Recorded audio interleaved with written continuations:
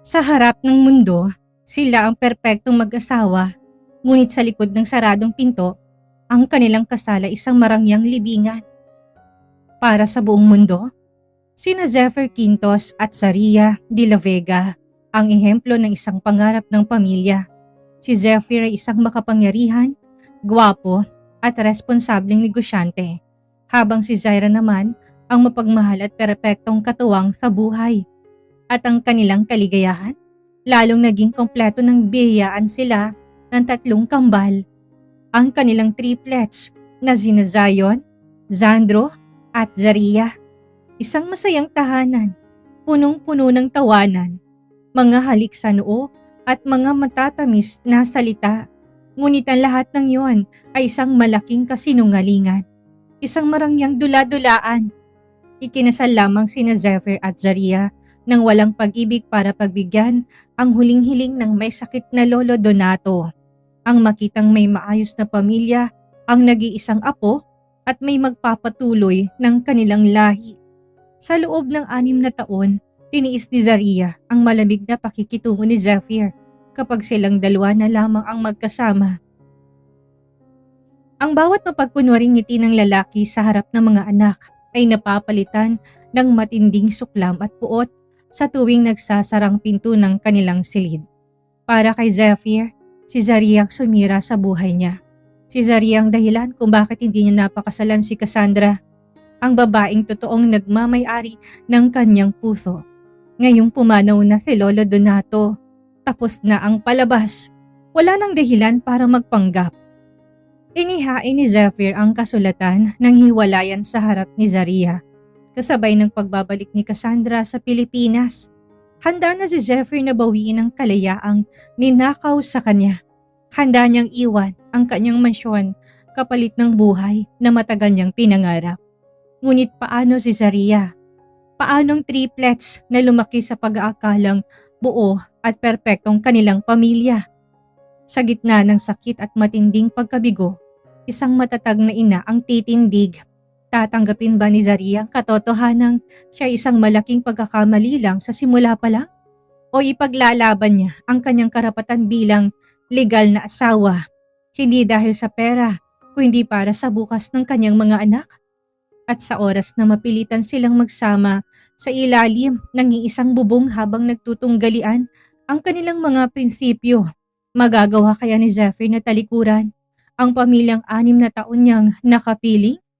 Uunti-unting mapupunit ang maskara ng puot upang bigyan daan ang isang pag-ibig na matagal nang nakakubli. Tunghayan ng isang kwento ng sakripisyo, pagiging ina at ang masalimuot na labanan kung saan ang puso ang nakataya. Kaya mo bang panindigan ang pagpapanggap kung ang sarili mo mismong puso ang unti-unting nadadaya? Ang malakas at nakakahawang tawanan ni Zion, Sandro at Zaria, ang kanilang 5 taong gulang na triplets, ang pumuno sa malawak at marangyang sala ng mansyon ng mga Quintos. Naghahabulan ang mga 3 bata sa ibabaw ng malambot na carpet habang si Zaria naman ay nakaupo sa sofa, nakangiti habang pinapanood ang kanyang mga anghel. Sa paningin ng sinumang nakatunghay sa pamilyang yon, sila ang larawan ng isang perpektong buhay na biniyayaan ng langit. Walang kakulangan, walang bahid ng kalungkutan. Eksaktong 6:00 ng gabi nang bumukas ang malaking pinto ng mansyon. Niluwanan si Zephyr, suot ang kanyang mamahaling business suit. Pagod ang mga mata nito mula sa maghapong pamamalakad sa kanilang mga kumpanya. Ngunit sa sandaling makita nitong mga anak, agad na napalitan ng maamong ngiti ang seryoso nitong mukha. "Daddy!" Sabay-sabay na sumigaw ang triplets at patakbong sumalubong sa ama. Binitawan ni Zephyr ang kanyang briefcase sa sahig at lumuhod upang saluhin ang 3 bata sa isang mahigpit na yakap. Binuhat nito si Zaria, ang nag-iisang babae, at tinalikan sa pisngi ang 2 lalaki. Sa tagpong yun, mukha siyang isang ulirang ama na walang ibang hinahangad kundi ang makauwi sa kanyang pamilya. Tumayo si Zephyr habang karga pa rin ang anak at lumakad patungo sa kinaroroonan ni Zaria. Sa harap ng mga kasambahay na nakatayo sa hindi kalayuan at sa paningin ng mga bata, marahan niyang niyuko ang ulo at tinalikan si Zaria sa noo. Ang halik na yon ay tila puno ng init at pagpapahalaga. Salamat sa pag-aalaga sa kanilang maghapon, Han. Malambing ang boses ni Zephyr, sapat na upang magpatunaw ng puso ng sino mang makakarinig. Ngumiti si Zaria, isang ngiting praktisado, kabisado at pilit na itinatagong panginginig ng kanyang mga labi.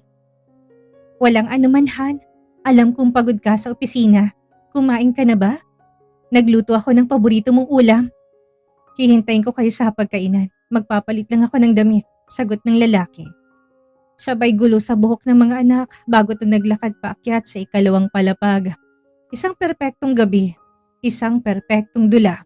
Ito ang buhay na nakasanay ni Zaria sa loob ng 6 na taon.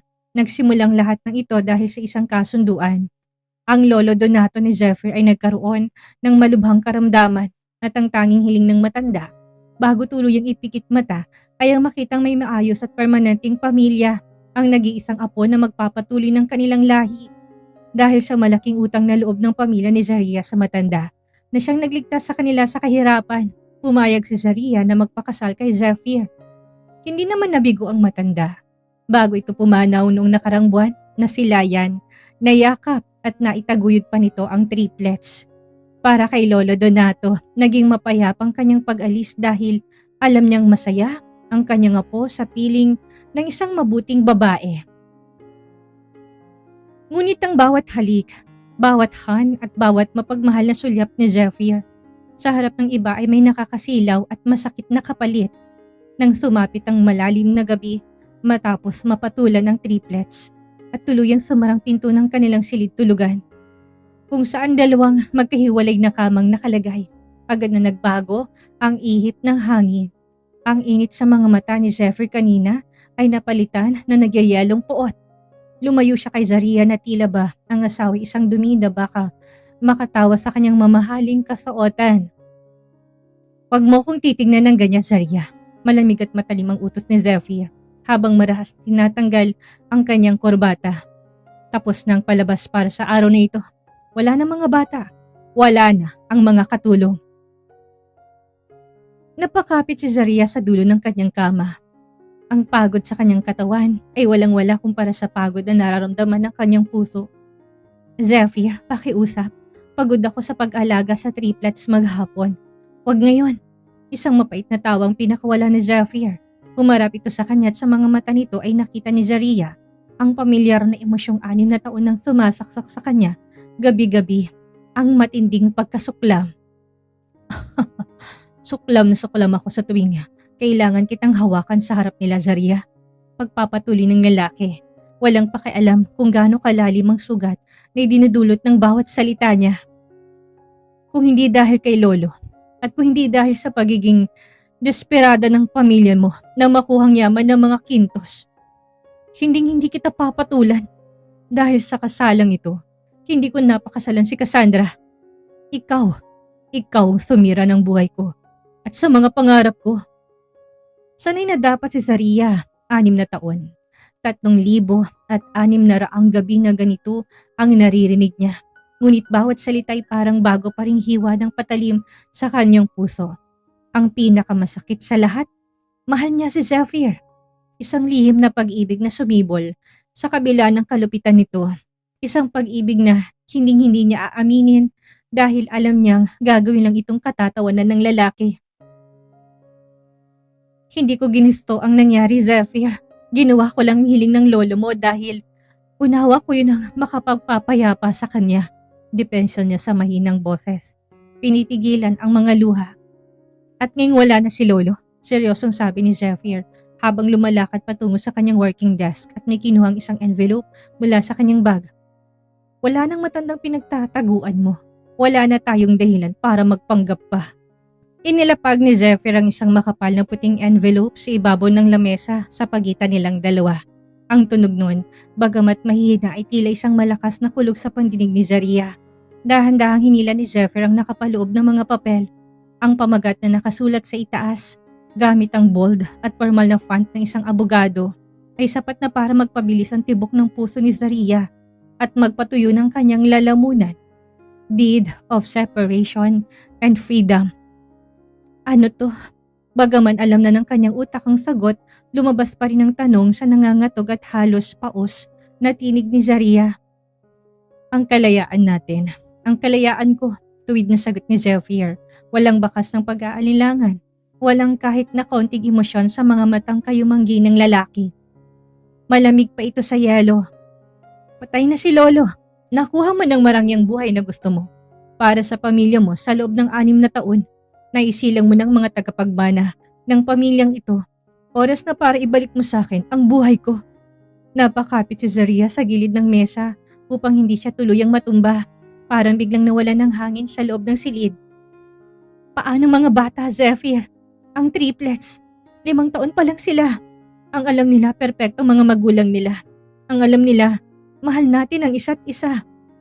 Dahil yan ang ipinapakita mo sa kanila araw-araw. Hindi ko sila pababayaan. Ako pa rin ang daddy nila. Wika ni Zephyr. Bawat salita ay may pinalidad at tila ba na pag-isipan na ng ilang buwan. Ibibigay kong lahat ng sustento. Ang mansyong ito ay maiiwan sa inyo. May mga ari-arian at trust fund na nakapangalan sa kanila at hindi sila magkukulang sa pera kahit na kailan. Pero ayoko nang makasama ka sa ilalim ng iisang bubong. Ayoko nang magpanggap. Humarap si Zephyr sa bintana, tumingin sa madilim na gabi sa labas at bumuntong hininga. Isang buntong hininga na tila may pinapangarap na masayang bukas. Babalikan ko na si Cassandra. Nakarating na sa akin ang balita na bumalik na siya sa Pilipinas noong nakaraang linggo. Siya ang totoong asawa na para sa akin, Zaria. Siya ang babaeng ninakaw mo sa akin. Isang mapait at gumuhong ngiti ang sumilay sa mga labi ni Zaria.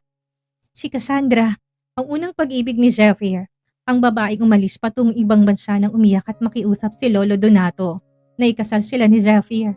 At ngayong wala nang matanda, nagbalik ng Rina para bawiin ang kanyang trono. Isang malaking pagkakamali lang ba talaga ako sa buhay mo, Zephyr? Tanong ni Zaria.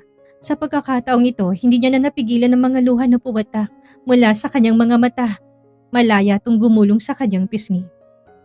Mula sa simula, sa loob ng 6 na taon na nagsilbi ako sa iyo na inalagaan kong mga anak natin, na tiniis kong lahat ng masasakit na salita mo kapag saradong pinto. Wala ka bang naramdaman kahit na konting pagpapahalaga sa akin? Kahit na konting respeto malang bilang ina ng mga anak mo? Kumarap si Zephyr sa kanya. Walang kaibuturan ang lamig sa mga mata nito. Wala, Zaria. Dahil sa tuwing titingnan kita, hindi kita nakikita bilang asawa o bilang ina ng mga anak ko. Ang tanging nakikita ko sa iyo ay ang kadena na pumipigil sa akin na maging masaya. Isang paalala ng kasalang pinilit sa akin. Pirmahan mo na to. Huwag mo nang pahabain ang paghihirap nating dalawa.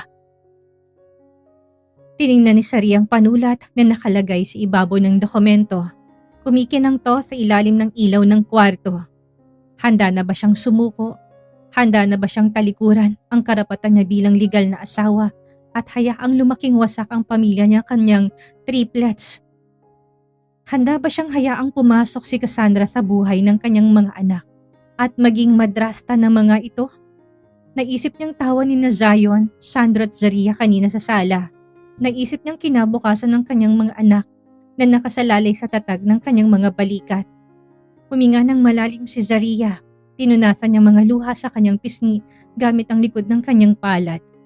Ang takot at pagmamakaawa na nararamdaman niya kanina ay dahan-dahang napalitan ng isang matatag, matigas at hindi matitinag na determinasyon bilang isang ina. Tumingin siya ng diretso sa mga mata ni Zephyr, hindi bilang isang asawang nagmamakaawa, kundi bilang isang De La Vega na handang lumaban. Hindi ko pipirmahan yan, mariing sabi ni Zaria sabay tulak pabalik sa envelope patungo sa kinaroroonan ng lalaki. Nagsalubong ang mga kilay ni Zephyr, halatang nagulat at hindi inaasahang naging matigas na reaksyon ng asawa. Sa loob ng 6 na taon, laging sunod-sunod si Zaria sa kanya. Ano? Huwag kang maging gahaman, Zaria. Sinabi ko namang ibibigay kong lahat ng pera at kayamanan na gusto mo. Hindi to tungkol sa pera, Zephyr. Huwag mong insultuhin ang pagiging ina ko, sagot ni Zaria. Sa unang pagkakataon, sa loob ng 6 na taon ay tinaas niyang kanyang boses at tinarap ang galit ng lalaki. Tungkol ito sa mga anak ko. Ipaglalaban ko pamilyang ito. Kung gusto mo umalis para balikan ng babaeng yan, umalis ka. Umarap ka sa media. Umarap ka sa mga bata at sabihin mo sa kanila na iiwan mo sila para sa ibang babae. Pero hindi ko ibibigay sa iyong madaling paraan para basagin ang puso ng mga anak ko dahil lang sa sarili mong kaligayahan. Ako ang legal na asawa, Zephyr, at paninindigan ko yon. Natigilan si Zephyr, nakatitig sa asawang tila ba ngayon lamang siya nakilala. Hindi nakaimik si Zephyr sa naging sagot ni Zaria. Sa loob ng 6 na taon, nakasanayan niyang isang asawang tahimik, sumusunod sa bawat utos at tinitiis ang bawat talim ng kanyang mga salita. Ngunit ang babaeng nakatayo sa harap niya ngayon ay tila may ibang apoy na naglalagablab sa mga mata. Isang apoy na nagmumula sa pagiging isang ina. Akala mo ba matatakot mo ko sa ganyang drama, Zaria? Malamig na bawi ni Zephyr, bagamat may konting pagkabigla pa rin sa kanyang boses. Kung ayaw mong pirmahan ito sa madaling paraan, daanin natin to sa korte at sisiguraduhin kong wala kang makukuha kahit na isang duling na sintimo. Gawin mong gusto mo, Zephyr, matatag na sagot ni Zaria habang itinataas ang kanyang baba. Pero tandaan mo to, habang walang pinagwalang bisang korte, ako ang legal na asawa mo at hindi ko hayaang sirain mong pangarap ng mga bata nang ganun na lang.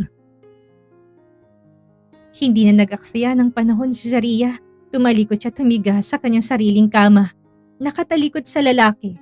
Sa ilalim ng kumot, mariin niyang idiniin ang kanyang mga palad sa kanyang dibdib. Ang kanyang puso ay sumasayaw sa takot at sakit. Ngunit alam niyang wala na siyang luhang dapat iaksaya para sa isang lalaking bulag sa galit. Kinaumagahan, tila walang nangyari. Sa harap ng triplets na sina Zion, Sandro at Zaria, muling sinuot ng mag-asawang kanilang mga maskara. Si Zephyr ay mapagkalingang ama na naghahanda ng almusal ng mga bata, habang si Zaria naman ang mapagmahal na ina na nag-aayos ng kanilang mga uniforme para sa school. Daddy, darating ka ba sa charity gala ng school namin bukas? Tanong ng maliit na si Zaria habang may bahid ng chocolate ang gilid ng labi nito. Sulyap na tumingin si Zephyr kay Zaria bago ngumiti sa anak. Siyempre naman may princess. Kasama si mommy. Nandun si daddy. Hindi ba, Han? Oo naman mga anak, dugtong ni Zaria. Pinipilit na wag mapiyok ang boses. Ang charity gala na binabanggit ng bata ay isang malaking pagtitipon ng mga prominenteng pamilya sa lungsod. Bilang isa sa mga pangunahing donor, inaasahan ang presensya ng pamilyang Quintos. Alam ni Zaria na ito ang perpektong pagkakataon para sa kanila na ipakita na buo pa rin ang kanilang pamilya. Isang depensa laban sa mga planong hiwalayan ni Zephyr. Dumating ang gabi ng gala, suot ang isang marangyang emerald green na gown na lalong nagpalitaw sa kanyang simpleng ganda. Naglakad si Zaria kapiling si Zephyr na suot naman ng isang eleganteng black tuxedo. Sa bawat flash ng kamera ng mga mamamahayag, magkahawak kamay silang ngumingiti. Hawak-hawak naman ng mga yayang triplets sa kanilang likuran. Ang ganda talaga ng pagsasama niyo, Mr. and Mrs. Quintos. 6 na taon at may triplets pa. Pero mukha pa rin kayong bagong kasal. Puri ng isang sikat na kolumnista na lumapit sa kanila. Salamat, si Zariang nagpapanatili ng kulay sa buhay ko. Sagot ni Zephyr, sabay kabig sa bewang ng asawa. Ang higpit ng kanyang hawak ay tila isang babala, isang paalala na wag itong gagawa ng ingay. Ngunit ang huwad na kapayapaan ay biglang nawasak ng magbagong bulungan sa bulwagan. Ang mga mata ng mga bisita ay nabaling sa may pintuan. Isang babaeng suot ang isang naglalagablab na pulang gown nang pumasok. Mayaman, sopistikada at may mapang-akit na ganda. Si Cassandra. Agad na naramdaman ni Zaria ang biglang paninigas ng katawan ni Zephyr. Ang hawak nito sa kanyang bewang ay lumuwag at ang mga mata ng kanyang asawa ay tuluyang napako sa babaeng kapapasok pa lamang. May kung anong emosyon sa mga mata ni Zephyr na kailanman ay hindi nakita ni Zaria para sa kanyang sarili. Ang pananabik, ang panghihinayang at ang wagas na pag-ibig. Diretsong naglakad si Cassandra patungo sa kanilang kinaroroonan. Bawat hakbang nito ay tila may dalang hamon. Nang makalapit to, isang matamis ngunit makahulugang ngiti ang ipinakita nito kay Zephyr bago bumaling kay Zaria. Long time no see, Zephyr. Masiglang bati ni Cassandra bago tumingin kay Zaria gamit ang mga matang puno ng pang-uuyam. At ikaw naman ang legal na asawa. Hi Zaria, balita ko pumanaw na si Lolo Donato. May condolences. Ngayong wala nang matanda, mukhang marami nang magbabago, hindi ba? Ang bawat salitang binitawan ni Cassandra ay may kasamang lason na unti-unting kumakalat sa hangin. Ang marangyang bulwagan na kanina lang ay puno ng masiglang tugtog ay tila biglang tumahimik para kay Zaria. Ang mga mata ng ilang malapit na bisita ay nagsimula na ring lumingon sa kanilang direksyon, nag-aabang sa susunod na eksena ng tatlong prominenteng pangalan. Naramdaman ni Zaria ang malamig na pawis sa kanyang mga palad, ngunit mariin niyang idiniin ang kanyang mga daliri sa kanyang mamahaling clutch bag. Tumingin siya kay Zephyr, umaasang kahit sa harap man lang ng publiko ay pagtatanggol siya nito o kahit papaano ay hilahin siya palayo. Ngunit bigo siya. Ang mga mata ng kanyang asawa ay nanatiling nakatitig kay Cassandra. Tila ba nawala ang buong mundo at silang dalawa lamang ang naroon. Cassandra. Sa wakas ay nahanap ni Zephyr ang kanyang boses. Ang tono nito ay hindi ang malamig na boses na nakasanayan ni Zaria. May bahid ito ng pangungulila at malalim na emosyon. Bumalik ka na pala. Yes, Zephyr. At tulad ng sinabi ko, marami nang nagbago. Makahulog ang sagot ni Cassandra. Lumingon to sa triplets na nasa hindi kalayuan, kasama ang mga yaya bago muling tumingin kay Zaria. Ang galing mo ring mag-alaga ng pamilya, Zaria. Nagawa mo talagang panatilin si Zephyr sa tabi mo gamit ang mga bata. Pero ngayong wala ng tanging pader na nagtatanggol sa'yo, sa tingin mo ba, sapat na mga anak mo para manatili ka sa posisyong hindi naman talaga para sa'yo? Ang insulto ay masyadong harap-harapan. Hindi na ito usapin ng pagiging tahimik na asawa. Ito ay pag-atake na sa kanyang dignidad bilang babae at bilang ina. Huminga ng malalim si Zaria. Sa loob ng 6 na taon, natuto siyang makipagsabayan sa mga elitistang lipunan dahil sa posisyon ng pamilyang Quintos.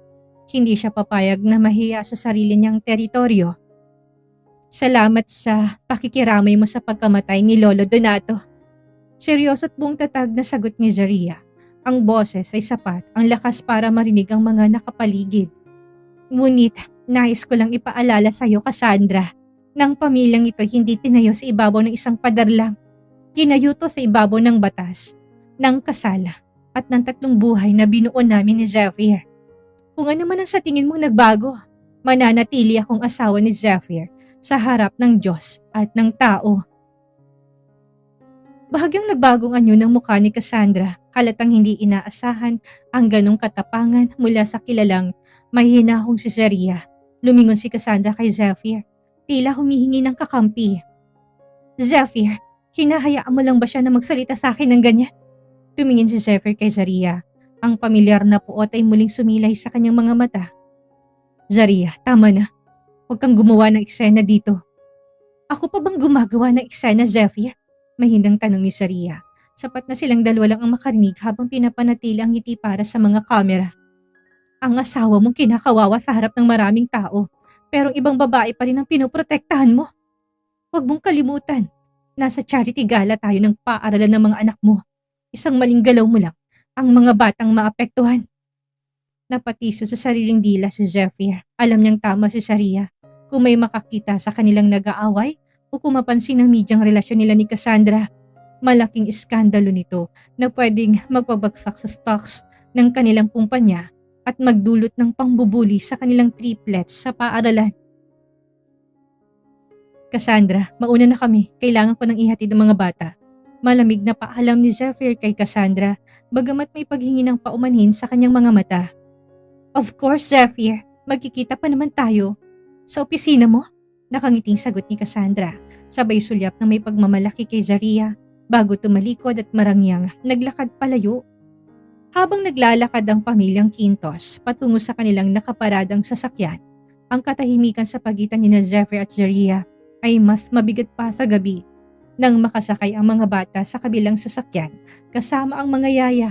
Sumakay naman ang mag-asawa sa kanilang sariling kotse. Sa sandaling sumara ang pinto tumandar ang sasakyan, agad na dumarang ang galit ni Zephyr. Nasisiraan ka na ba ng bait, Zaria? Sigaw ng lalaki habang mahigpit na nakahawak sa manibela. Sino ka para saktan ng kalooban ni Cassandra ng ganun sa harap ng mga tao? Sinabi ko na sa'yo, si Cassandra ang mahal ko. Ang kasal natin ay isang kontrata na natapos na. At sinabi ko rin sa'yo, Zephyr, sagot ni Zaria habang nakatingin sa labas ng bintana. Pinipigilan ang emosyon na tuluyang gumuho. Hindi ko ibibigay ang kalayaang hinihingi mo kung kapalit mo na yung pagiging wasak ng buhay ng mga anak ko. Kung gusto mo makipagkita sa kanya, gawin mo. Pero hanggat suot kong sing-sing na to, hindi ko hayaang apakan ninyong dalawang karapatan ko bilang legal na asawa. Hindi nagbiro si Cassandra nang sabihin niyang magkikita sila ni Zephyr sa opisina. Pagkalipas lang ng 2 araw, pumasok si Cassandra bilang bagong major marketing consultant ng Quintus Group of Companies. Isang posisyon ng mismong si Zephyr ang nag-aproba nang walang pasabi kay Zaria. Para kay Zaria, ang balitang ito ay tila isang deklarasyon ng digmaan. Ngunit sa halip na mag-iskandalo, pinili niyang maging matalino. Hindi siya pwedeng magmukhang kawawa sa sarili nilang kumpanya. Isang hapon, nagpasya si Zaria na dalhin ang triplets sa opisina ni Zephyr. Nagdala siya ng basket ng mga baked goods na paborito ng mga empleyado upang ipakita ang kanyang presensya bilang tunay na may bahay at co-owner ng ilang shares na ipinamana sa kanya ni Lolo Donato. Habang naglalakad sa hallway patungo sa CEO's office, hawak-hawak niya sina Zion at Sandro habang si Zaria naman ay masiglang nauuna. Ngunit bago pa man nila marating ang pinto, narinig na nilang tawanan mula sa loob. Bahagyang nakabukas ang pinto, sumulyap si Zaria at parang sinaksak ang kanyang puso sa kanyang nakita. Si Cassandra ay nakaupo sa gilid ng desk ni Zephyr habang si Zephyr naman ay nakangiti, isang totoong ngiti na hindi kailanman ipinakita sa kanya. Hawak ni Zephyr ang kamay ni Cassandra habang may tinitignang dokumento. Daddy! Masiglang pumasok ang maliit na si Zaria dahilan upang biglang magkabitawan ng dalawa sa loob. Bakod na nagbagong mukha ni Zephyr mula sa pagkagulat patungo sa inis nang makita si Zaria na sumunod sa anak. Si Cassandra naman ay marangyang tumayo, inayos ang kanyang fitted skirt at nagkunwaring natutuwa. Oh, look who's here! Ang perpektong asawa at ang kanyang mga bitbit. Nakangising bati ni Cassandra. Zaria, anong ginagawa mo dito? Hindi ba't sinabi ko sa iyong abala ko sa bagong campaign ng kumpanya? Malamig na bungad ni Zephyr, halatang napahiya sa biglaang pagpasok ng pamilya. Naisipan ko lang dalhin ng mga bata dito, Han. Miss na miss ka na kasi nila. Mahinaong sagot ni Zaria. Pinapanatilang dignidad sa boses. Lumapit siya at hinalikan si Zephyr sa pisngi. Isang formal na pagmamarka ng kanyang teritoryo sa harap ng ibang babae. At syempre, para batiin din ang bago nating konsultant. Welcome to Quintus Group, Cassandra. Tumaas ang kilay ni Cassandra. Salamat, Zaria, pero sana, bago ka pumunta dito, nagpasabi ka. Business setting to, hindi playground ng mga bata. Bago pa makasagot si Zaria, ang 5 taong gulang na si Zion na tila nakaramdam sa tensyon ay biglang nagsalita habang nakatingin kay Cassandra. Mommy, sino po siya? Bakit po siya nakaupo sa desk ni Daddy? Bad po yan, sabi ni teacher. Nawala ng kibo si Cassandra habang si Zephyr ay napakuyom ng balikat. Zion, halika dito, tawag ni Zephyr sa anak. Sinusubukang kontrolin ang sitwasyon. Si Tita Cassandra mo ay katulong ni Daddy sa trabaho. Trabaho lang ba, Zephyr? Makahulog ang singit ni Zaria habang ang kanyang mga mata ay matapang na nakatitig sa asawa. Dahil kung trabaho lang, alam ko may sapat na upuan sa conference room para sa mga konsultant. Hindi kailangang sa tabi mismo ng CEO. Zaria, babala ni Zephyr. Ang panga ay nangangalit sa galit. Tumingin si Zaria kay Cassandra na ngayon ay halatang naiinis na sa presensya ng mga bata't ng legal na asawa. Iwan mo muna kami, Cassandra. May mga bagay kaming kailangang pag-usapan bilang mag-asawa at bilang mga may-ari ng kumpanyang ito. Walang nagawa si Cassandra kundi ang magmarcha palabas ng opisina. Ngunit bago isarang pinto, nag-iwan siya ng isang matalim na sulyap kay Zephyr. Isang sulyap na nag-aata sa lalaki na ayusin ang problema. Nang maisarang pinto, hinarap ni Zephyr si Zaria. Ang boses ay nanginginig sa galit. Sumusobra ka na, Zaria. Ginagamit mong mga bata para hiyain ako at si Cassandra. Hindi kita hinihiya, Zephyr. Pinapaalala ko lang sa'yo kung anong pamilyang sinisira mo, sagot ni Zaria. Habang dahan-dahang pinapaupong triplet sa sofa para maglaro ng kanilang mga tablet, umarap siya kay Zephyr ng malapitan. Ang tinig ay puno ng seryosong babala. Huwag mong subukang dali ng babaeng yan sa harap ng mga anak ko. Ipaglalaban kong karapatan ko bilang asawa mo sa labas. Pero sa oras na madami ang triplets, hindi mo magugustuhan ang kaya kong gawin. Ang insidente sa opisina ay nag-iwan ng malalim na lamat sa pagitan ni Zephyr at Zaria. Lalong naging malamig ang pakikitungo ng lalaki sa loob ng bahay. Ngunit para kay Zaria, wala na siyang oras para magmukmuk. Bilang co-owner ng bahagi ng shares ni Lolo Donato, nagpasya siyang aktibong makialam sa mga susunod na proyekto ng Quintos Group. Hindi niya papayagang si Cassandra lang ang maghari-harian sa kumpanya. Upang maprotektahan ang kanyang interes, kumuha si Zaria ng isang mapagkakatiwalaang legal at financial advisor, si Axel Monteverde. Isang matalinong abogado at matalik na kaibigan ng kanyang pamilya noong unang panahon. Isang gabi nagkaroon ng grand product launch ang Quintos Group para sa isang bagong real estate project. Dahil bahagi si Zaria ng board, dumalo siya na hindi kasabay si Zephyr. Suot ang isang simpleng beige silk dress na lalong nagpatingkad sa kanyang natural na gilas at sopistikasyon. Pumasok si Zaria sa hotel ballroom kasabay si Axel. Mula sa malayo, kaagad na napansin ni Zephyr ang pagdating ng asawa.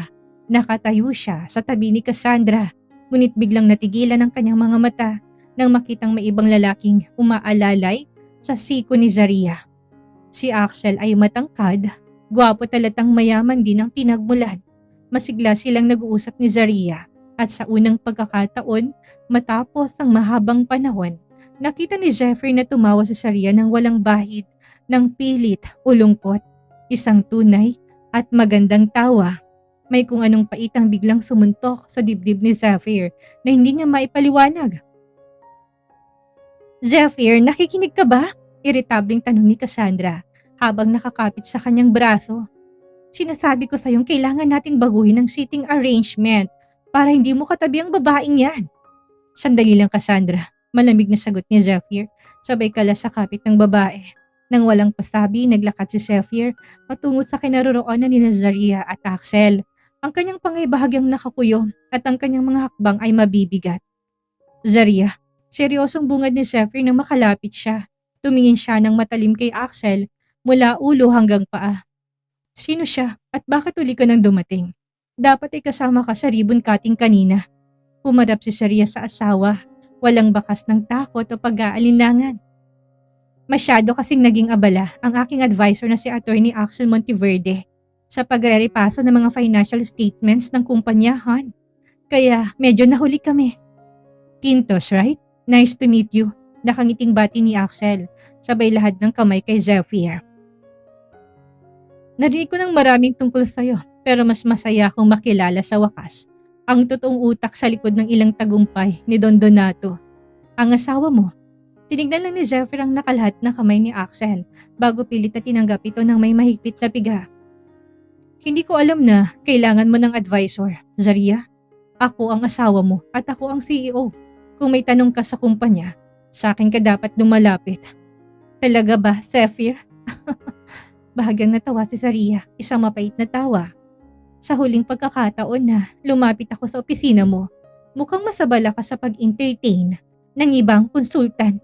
Kaya minabuti ko na kumuha ng sarili kong tao nang magbabantay sa mga shares na iniwan sa akin ni Lolo.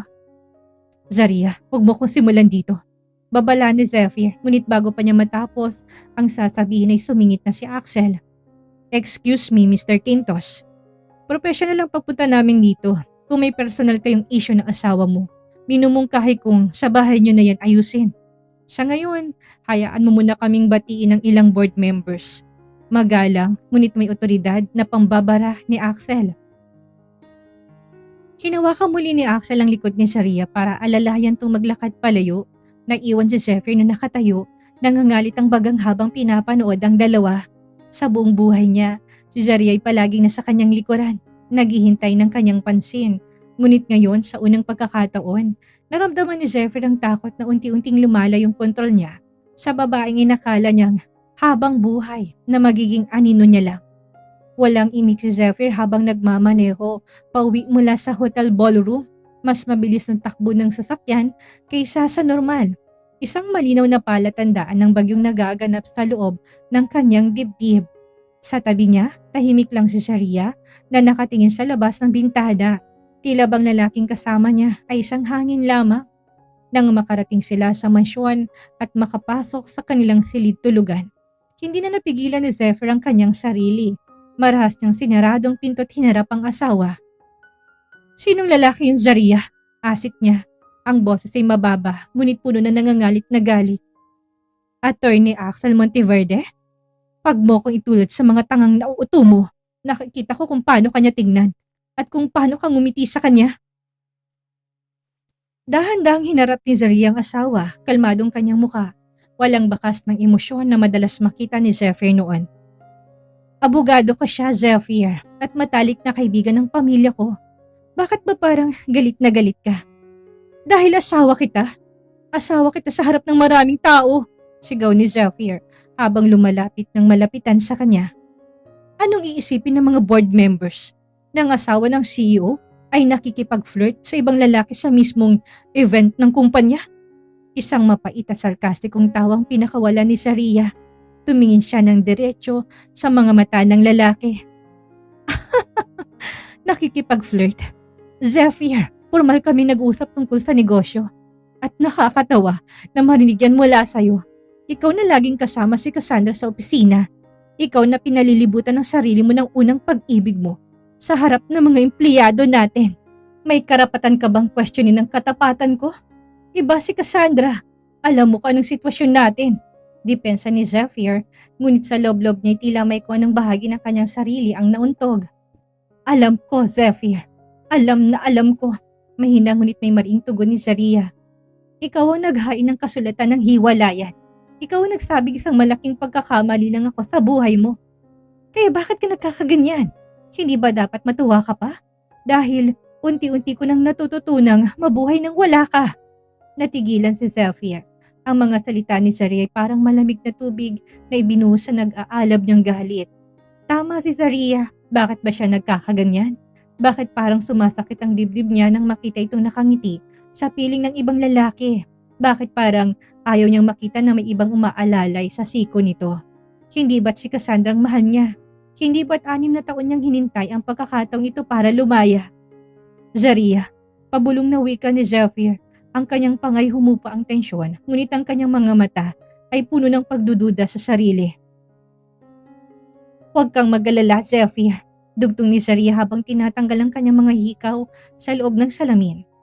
"Gaya ng sinabi ko, ipaglalaban kong pamilyang ito para sa triplets. Pero wag mong asahan na mananatili akong anino mo habang unti-unti mo kaming dinudurog. Kung may Axel man o wala sa buhay ko, natuto na akong tumayo sa sarili kong mga paa." Humakbang si Zaria patungo sa kanyang sariling kama at nahiga. Iniwang nakatayo si Zephyr sa gitna ng silid. Sa gabing yon, hindi nakatulog si Zephyr. Sa unang pagkakataon sa loob ng 6 na taon, hindi si Cassandra ang laman ng kanyang isip. Paulit-ulit na bumabalik sa kanyang alaala ang mukha ni Zaria, ang magandang tawa nito kay Axel at ang matapang nitong pagtayo para sa sarili. Isang malaking pagdududang nagsimulang gumapang sa kanyang puso. Ang kalayaan ba na matagal niyang hiningi ang totoong magpapaligaya sa kanya?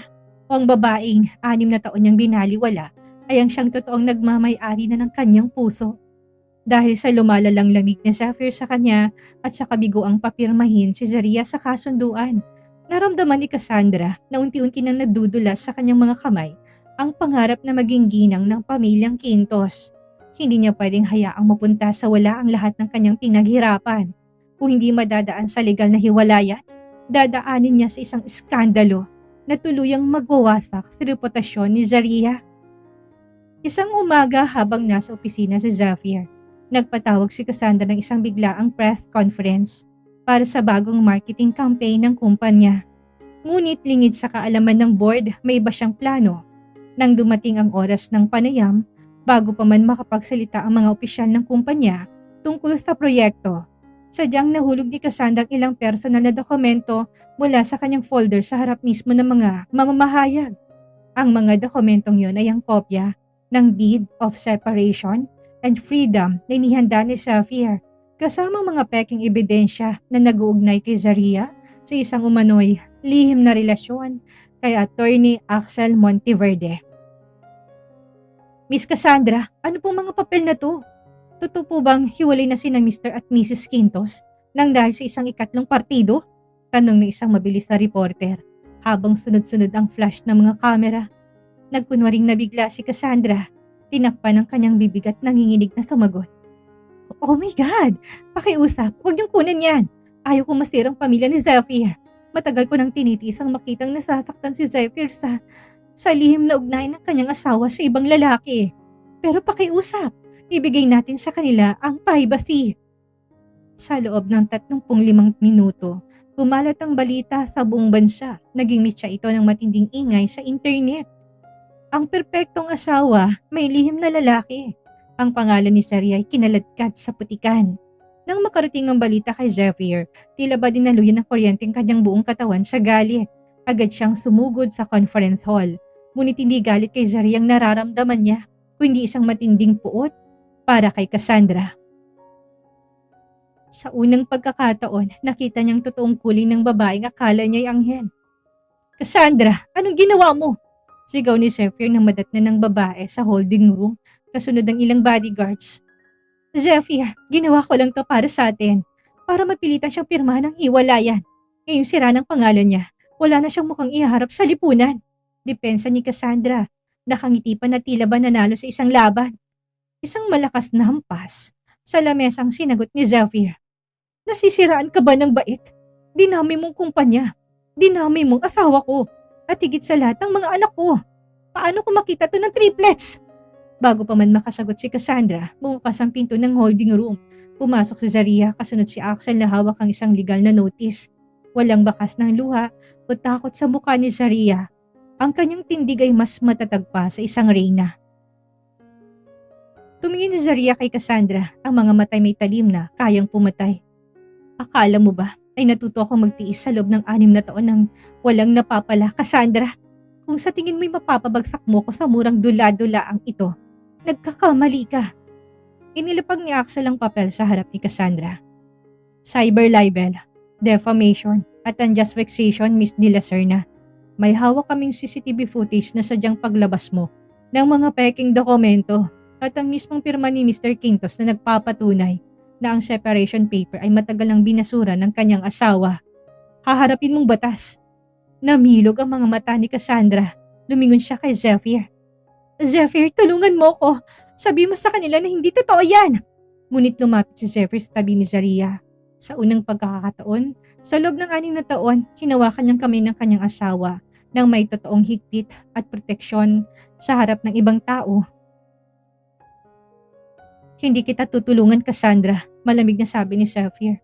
Mula sa araw na ito, tinatanggal ka na bilang konsultant ng kumpanyang ito at bilang CEO. Ako mismo magpapadala ng opisyal na pahayag ng aking asawa. Si Zaria ay walang anumang maling ginawa. Siyang nag-iisang babae at reyna ng tahanang ito. Natigilan si Zaria. Lumingon siya kay Zephyr at sa mga mata ng lalaki ay nakita niyang isang bagay na matagal niya nang pinapangarap. Ang pagsisisi, ang pag-aalala at ang apoy ng isang lalaking handa siyang ipaglaban. Matapos ang iskandalong dinulot ni Cassandra, mabilis na kumilos ang legal team ng mga Quintos sa pamumuno ni Axel upang linisin ang pangalan ni Zaria. Ang opisyal na pahayag ni Zephyr sa media kung saan marinyang ipinagtanggol ang asawa at kinondena ang mga malisyosong paratang ay naging sapat upang patahimikin ang mga kritiko. Si Cassandra naman ay tuluyang hinarap ang mga kasong isinampalaban sa kanya at tuluyang nawala sa eksena.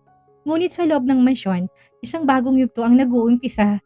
Isang yugto na walang maskara, walang dula-dulaan at walang pagpapanggap. Isang gabi, matapos mapatulan ng triplets, pumasok si Zephyr sa kanilang silid-tulugan na may dalang isang punpon ng mga sariwang pulang rosas. Nakaupo si Zaria sa tabi ng bintana, tahimik na nagbabasa ng libro. Dahan-dahang lumapit si Zephyr at nilapag ang mga bulaklak sa kanyang tabi. Para sa'yo. Mababa't banayad ang boses ng lalaki, malayo sa dating nagyayelong tono na nakasanayan ni Zaria. Tumingin si Zaria sa mga bulaklak bago ibinaling ang mga mata sa asawa. Para saan ito, Zephyr? Tapos ng iskandalo, wala ng media, wala ng mga katulong na nakatingin sa atin. Ngayon dito sa kwarto. Ang mga salita ni Zaria ay parang isang mariing sampal sa konsensya ni Zephyr. Lumuhod siya sa harap ng asawa. Isang bagay na kailanman hindi nakala ni Zaria na gagawin ng isang marangya at mapagmataas na Zephyr Quintos. Hinawakan ni Zephyr ang magkabilang kamay ni Zaria at sa pagkakataong ito, may bahid ng luhang mga mata ng lalaki. Patawad, Zaria. Basag ang boses na panimula ni Zephyr. Patawad sa 6 na taon ng pagkabulag ko. Patawad sa lahat ng mga masasakit na salita na ipinukol ko sa'yo. Masyado ako nagpadala sa galit ko kay Lolo. Sa pag-aakalang ikaw ang kadena na pumipigil sa kalayaan ko. Pero nagkamali ako. Isang napakalaking pagkakamali. Napakurap sa Zaria, pinipigilan ng sariling emosyon na dumanak. Bakit mo sinasabi ito ngayon, Zephyr? Dahil ba napatunayan mong masama si Cassandra? Hindi dahil doon, Zaria. Umiling si Zephyr habang mas lalong hinigpitan ng kapit sa kanyang mga kamay. Napagtanto ko ito nung gabing nakita kita kay Axel sa gala. Nung gabing natakot akong tuluyan ka nang mawala sa akin. At lalo na nung harapin mo si Cassandra para sa mga anak natin. Doon ko napagtanto na hindi ka isang pagkakamali. Ikaw ang pinakamagandang bagay na nangyari sa buhay ko na sadyang binaliwala ko. Huminga ng malalim si Zephyr. Malayang gumulong ang luha sa kanyang pisngi. Nang ihain kong kasulatan ng hiwalayan, akala ko yun ang gusto ko. Pero ang totoo, natatakot akong aminin sa sarili ko na matagal na kitang mahal, Zaria. Mahal kita, hindi bilang isang obligasyon kay Lolo, kundi bilang ikaw. Ang matatag, mabutit nag-iisang babaeng nagbigay ng kulay sa madilim kong mundo. Nanginig ang mga labi ni Zaria, ang mga salitang 6 na taon niyang hinintay na marinig ay narito na sa kanyang harap, ngunit ang kanyang puso'y sugatan pa rin. Hindi ganon kadaling maghilom ang 6 na taon, Zephyr. Mahinang sagot ni Zaria habang dahan-dahang binabawi ang kanyang mga kamay. Marami akong tiniis. Maraming gabi na umiyak ako habang natutulog ka sa kabila. Alam ko at tanda akong maghintay. Patuloy ni Zephyr, tumayo siya at pinunasan ang kanyang mga luha.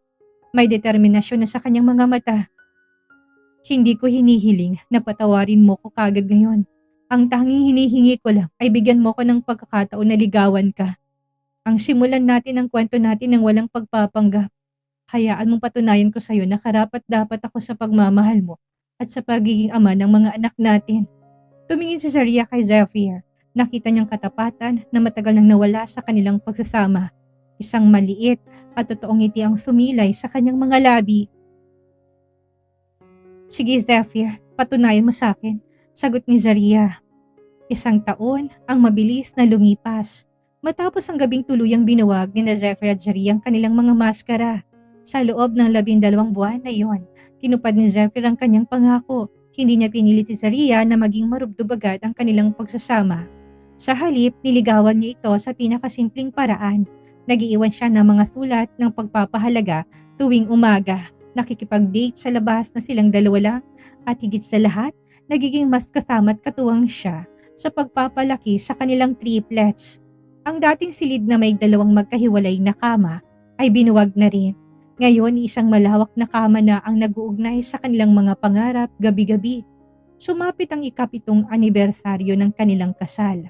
Isang pribadong pagtitipon ang idinao sa malawak na hardin ng mansyon ng mga Quintos. Walang mga mamamahayag, walang mga plastik ng ngiti ng mga elitistang kaibigan. Ang naroon lamang ay ang pamilya. Si Axel na natiling matalik na kaibigan ng mag-asawa at ang 3 makukulit na triplets. Sina Zion, Sandro at Zaria ay suot ang kanilang maliit na formal na kasuotan. Masiglang naghahabulan sa mga damuhan habang may hawak na mga lobo. Nakatayo si Zaria sa may beranda, suot ang isang simpleng puting summer dress. Habang pinapanood ang mga anak, naramdaman niya ang 2 pamilyar na bisig na dahan-dahang pumulupot sa kanyang bewang mula sa likod. Ipinatong ni Zephyr ang kanyang baba sa siko ni Zaria.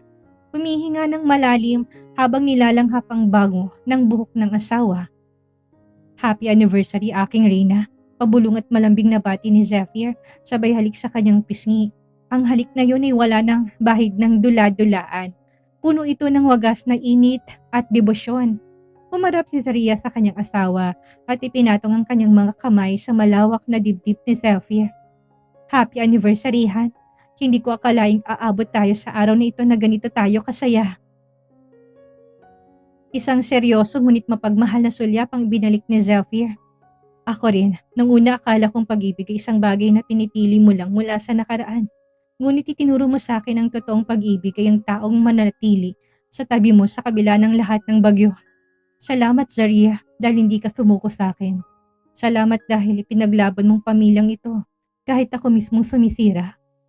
Ginawa ko yon dahil una pa lang alam kong may mabuting puso ang lalaking pinakasalan ko. Nakangiting sagot ni Zaria habang kanyang mga mata ay nagniningning sa kaligayahan. At dahil mahal kita Zephyr, noon pa man. Namilog ang mga mata ni Zephyr bago napalitan ng isang napakatamis na ngiti. Hinawakan niyang mukha ni Zaria at dahan-dahang niyuko ang kanyang ulo upang idikit ang kanyang mga labi sa labi ng asawa. Isang matagal, malalim at mapagpalayang halik na nagpatunay ng kanilang kasal ay hindi na isang marangyang kulungan, kundi isang paraiso ng totoong pagmamahalan. Mami, Daddy, sali kami! Sabay-sabay na sumigaw ang triplets at patakbong sumugod sa dalawa.